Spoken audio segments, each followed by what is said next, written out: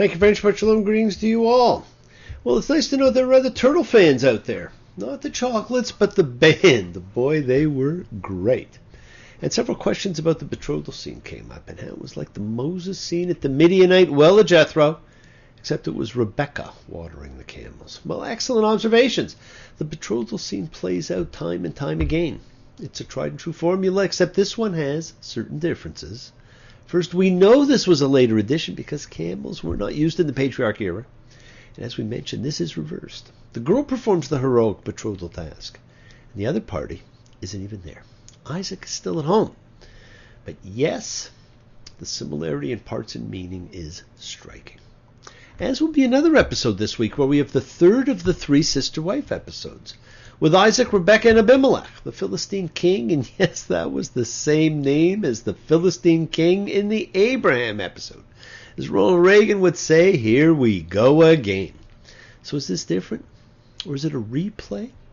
Or as they used to say, is it live or is it Memorex? Again, friends, do not take this as a chronological history.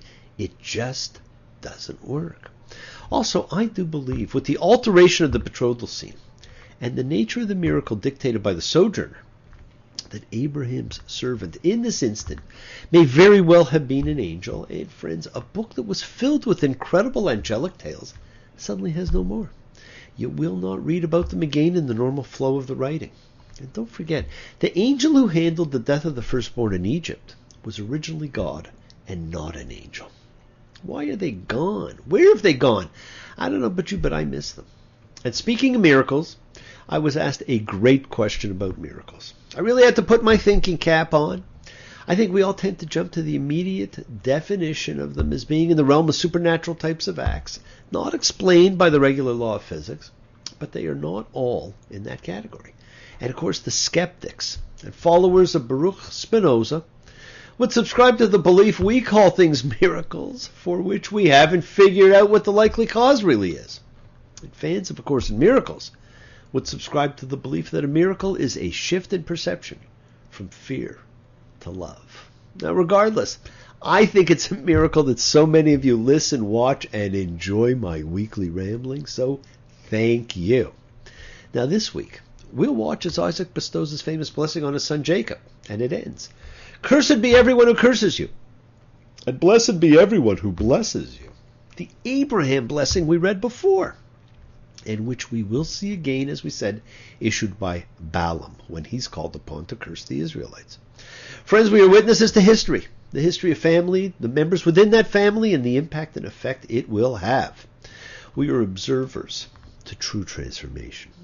We all transform throughout our lives. We grow, we change, and most of the time, we are not fully aware of the process.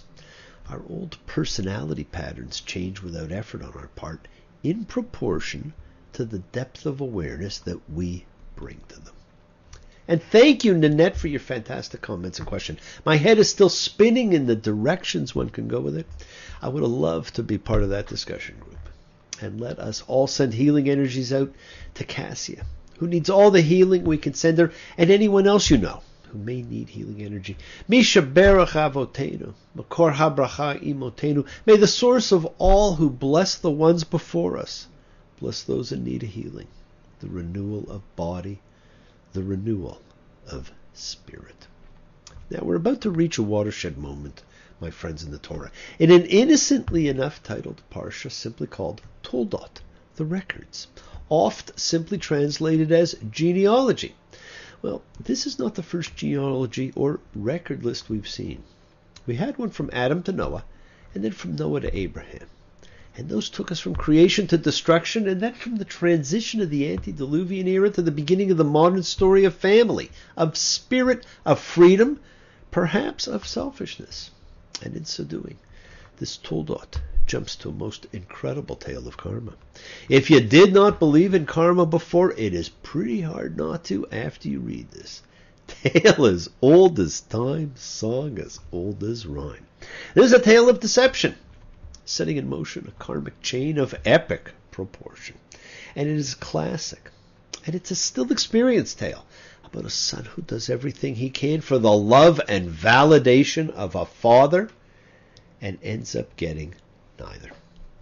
Now, Isaac's a unique individual, and his life is different from his father Abraham's and from his son Jacob's. He never leaves the promised land, never fights. He has only one wife. His name is not changed. He's pictured going to meditate. He lives the longest, and yet there are fewer stories about him than the others. He's a relatively passive figure, acted on by his father and his wife and his son. He has once lain on an altar as a sacrifice to God, and even though the sacrifice is not consummated, his life is now consecrated, and his life is distinct after this. The actions that parents take regarding their children impact on their children's lives ever after. As we've seen before with Sarah, and as still happens so often today, Isaac's wife cannot get pregnant. Now, she ultimately got pregnant. We are told the children in her struggled. Well, boom! We're being told up front there's more than one. Children.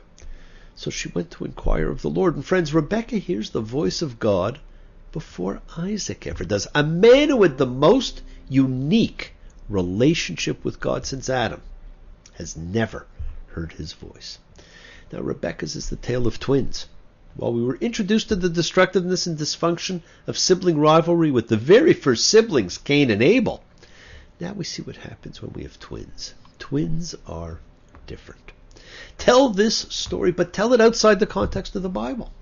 It lies somewhere between King Lear and the man in the iron mask. Two brothers, each favored by one parent, a dominant parent and a passive one.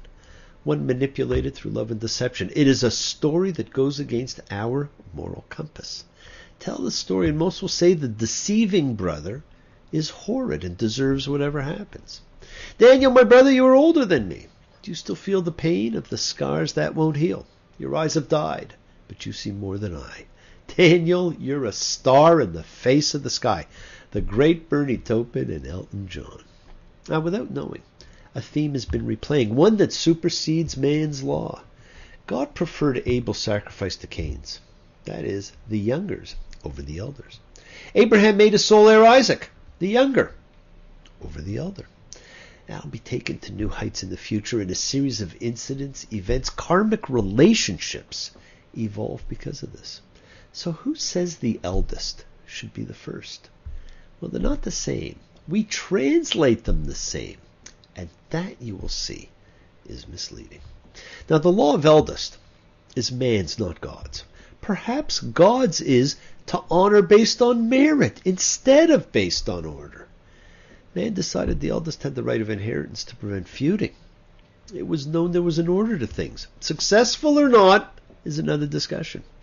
Now, just for good measure, we will be confounded by translation. In biblical Hebrew, the subject may either precede or follow the verb, and the object likewise may either precede or follow the verb. Now, what that means is that sometimes it's impossible to tell which word in a biblical verse is the subject and which is the object, especially if the verse is in poetry. That is the case when Rebekah seeks God's intervention, and in this oracle to Rebekah, what is said in Genesis 25:23? 2 nations are in your womb, and 2 peoples will be dispersed from your insides, and one people will be mightier than the other people, and the older the younger will serve. And this can mean the elder will serve the younger, or the elder, the younger will serve. Like the Delphic oracles in Greece, this prediction contains 2 opposite meanings. And thus the person who receives it, Rebekah, can hear whatever she wants to hear. It can be understood to mean that Jacob will serve Esau, or that Esau will serve Jacob. Something for everyone. A tragedy tonight. Now the twins are born, Esau, and then Yaakov, Jacob, grabbing the heel of the first. Now, Isaac married at 40, and he becomes a parent when he has his kids at 60. And I want you to keep that in mind as you read this parsha. We all know the story of the birthright deception, orchestrated by Rebekah. People throughout history have tried to find justification for the action Jacob will take. However, Jacob suffers some corresponding recompense for every deception he commits. That alone suggests there is no redeeming reason. We try so hard to find Esau at fault. We say the birthright meant nothing. We say he was a mean, horrid, hateful person. Yet there is no evidence for any of those things. The lesson, therefore, is not only that people are not perfect, but also that acts of deception can fester in a family, and that they have consequences. Those who try to excuse Jacob and turn Esau into a villain are unfortunately hiding these essential lessons of the Torah. We are beyond that, my friends. Now let's take a quick look at the story. Genesis 25:28. And Isaac loved Esau because he put game meat in his mouth, and Rebekah loved Jacob. If this itself were not a recipe for disaster, I do not know what is. One parent loves one child, and the other parent loves the other. Later on, Jacob made a lentil stew, and Esau came in exhausted from a day in the fields and asked for some of the stew. Genesis 25:31. And Jacob said, "Sell your birthright to me today." Well, the starving Esau now thinks that a dead Esau has no birthright anyhow, so why not? What we do not know is exactly where this event occurs in relation to Rebekah's plans. We also discover that Esau at 40 getting married, and as a result of his choice, Genesis 26:35, and they were a bitterness of spirit to Isaac and to Rebekah. Can you imagine parents not welcoming a son's choice? Oi, how could that be? And then, my friends, what I see is the defining moment, not just of Jacob's life, but of a people. Genesis 27:1. And it was when Isaac was old and his eyes were too dim for seeing. And he called Esau his older son and said to him, "My son." And he said to him, "I am here." I wonder if he called Esau twice. "My son, my son." Esau gave the response, "I am here." We have seen this before. We will see it again. The defining moment of life. This is the defining moment of destiny for brothers, a family, people. We are told Esau disdained the birthright, but everything we read says he was devastated at its loss and his not being able to get the blessing he wanted so badly from his father. We know what happened. Isaac asks Esau to bring him food before he blesses him, and Rebekah overhears and had Jacob bring food she prepares, and to pretend he's Esau. She does this by putting animal fur on his arms and neck and has him wear Esau's clothes. In this way, he will feel and smell like Esau. But the near-blind Isaac cannot see and does not trust what he hears, because he says the person sounds like Jacob but feels like Esau. My friends, those two senses, sight and sound, become the name of Jacob's first two sons in a karmic twist of fate.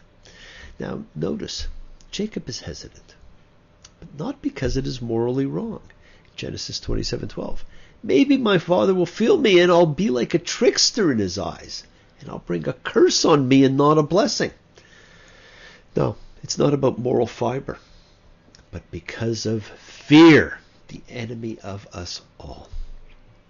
Friends, we all have a true north, represented by the North Star, that which keeps us on course. Many of us search to find our true north, without which we can wander. And there are people always in search of their North Stars. For some it is ethics, for some morals, for some ritual, for some law, for some love. It is different for us all. But the commonality is that we must ultimately have one. We all know the story of the three wise men who followed theirs. Now perhaps it's not until we find our own place in spirit that we find our guiding light. Each of the patriarchs searched for theirs at different times in their lives. And so when Jacob brought the meal Rebekah made to his dying father, Genesis 27:20, and Isaac said to his son, "What's this? You were quick to find it, my son." And he said, "Because Adonai, your God, made it happen for me." Your God, not his God. Jacob did not have the connection to spirit or God that Isaac had. In fact, you will see him lay out a series of conditions before he will embrace that God. Jacob, like so many of us, is ruled by fear, the great enemy that a holy day was devoted to, while his brother, much to the consternation of our sages, may very well have been ruled by that which we may spend our lives seeking, love and forgiveness. Rebekah's plan and Jacob's actions have caused a great hurt, which will only be healed by maturation and forgiveness. We can only imagine the devastation felt by both Isaac and Esau at the betrayal they have each undergone. First, Esau laments, "He's taken my birthright, and now he's taken my blessing." And Esau despised Jacob because of the blessing with which his father blessed him. And Esau said in his heart, "The days of mourning for my father will be soon. Then I'll kill Jacob, my brother." Now we jump on this as our example of the hatefulness of Esau.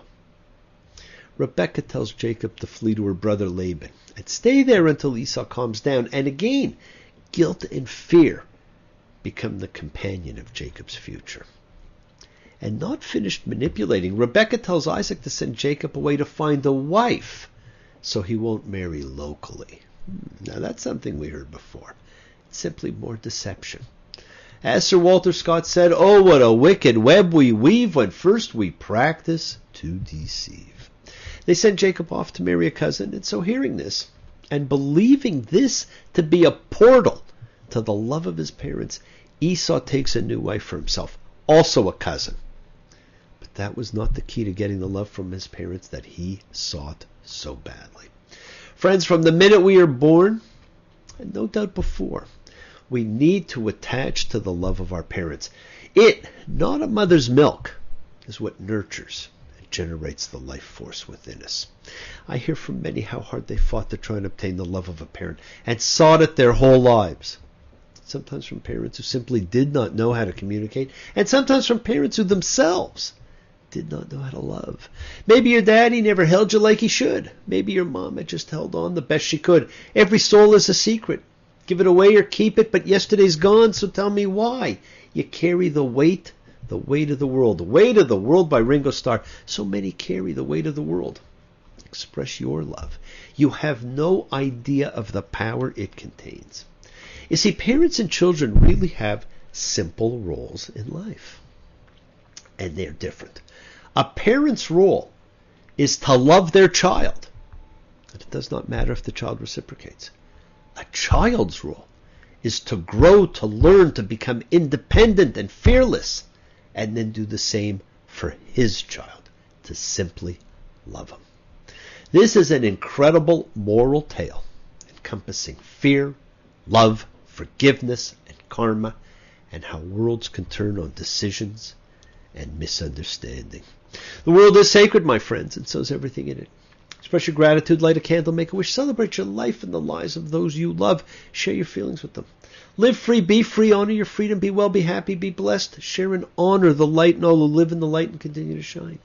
Continue to send everyone you know goodwill and love. Pray for peace and freedom for everyone, an end to terror and hatred. Tell your kids you love them. Remember, friends, we are a community. We learn together, we celebrate each other, we love each other. We share this ride together, men and women equally. Let us send out love, not fear. Send out peace, harmony, good healing to all who need it, and please fall in love, my friends. It is the great gamble worth taking. Look forward, not backwards in life, and ask questions. Break free of dogma, change your way of thinking. Follow that call of freedom. The journey is yours to enjoy. My brother, if you could cast a little light on someone, it's not too soon. You took me halfway around the world. I'm running out of time and reasons. The Blue Jays. Thank you all. Love you. See you all next time. And I do love seeing you all again. And remember, your wishes do come true. Bless you all. Have a fantastic week. A week of love, of healing. Thank you for joining me. Shabbat Shalom.